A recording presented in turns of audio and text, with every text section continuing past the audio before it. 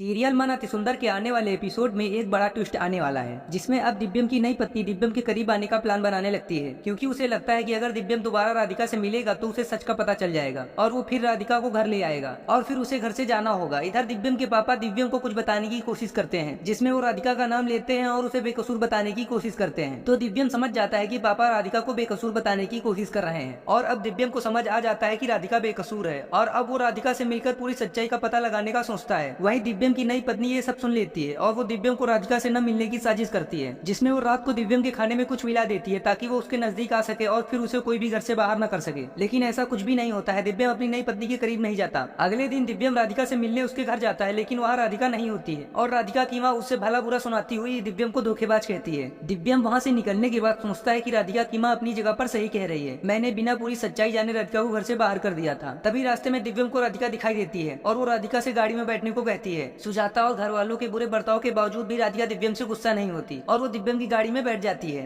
फिर दिव्यम उसे बताता है कि तुम्हारे जाने के बाद सुजाता ने जबरदस्ती एक लड़की के साथ मेरी शादी करा दी है और अब उसका घर में बिल्कुल भी मन नहीं लगता है और पापा भी तुम्हारा नाम लेकर बेकसूर कह रहे थे। तो राधिका कहती है यही तो मैं उस दिन रो रोकर तुम्हें और तुम्हारे घर वालों को समझाने की कोशिश कर रही थी कि पापा के साथ जो भी हुआ उसमें मेरा बिल्कुल भी हाथ नहीं है। दिव्यम कहता है पापा को उस दिन किसने धक्का दिया वो तो मैं बाद में पता लगा लूंगा, फिलहाल तुम्हें घर चलना होगा क्योंकि मैं अब समझ चुका हूँ कि तुम्हारे घर में रहने से ही पापा की तबीयत पहले जैसी हो जाएगी, क्योंकि तुम्हारा नाम सुनने के बाद पापा के अंदर एक अलग रौनक आ जाती है। तो राधिका दिव्यम से पूछती है तो क्या घर वाले इस सबसे राजी हो जाएंगे? तो दिव्यम कहता है कि वो तुम्हें राधिका के रूप में नहीं बल्कि भेष बदल कर ले जाएगा और फिर जब पापा की तबीयत सही हो जाएगी तो वो खुद सबको सच बता देंगे।